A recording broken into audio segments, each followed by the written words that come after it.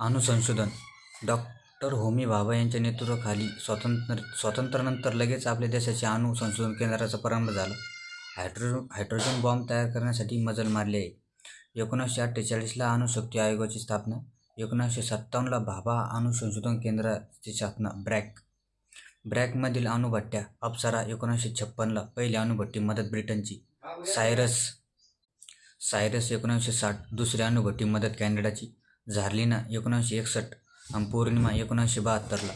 ध्रुव 1984ला संपूर्ण भारतीय बनावटीची पहिली अणुभट्टी. कल्पकम तामिळनाडू 1985ला जगातील पहिली FBTR ही अणुभट्टी. कामिनी व फास्ट ब्रीडर रिॲक्टर 1996ला. भारतातील पहिला अणुस्फोट पोखरण राजस्थान 1974ला आणि दुसरा अणुस्फोट पोखरण राजस्थान 1998ला.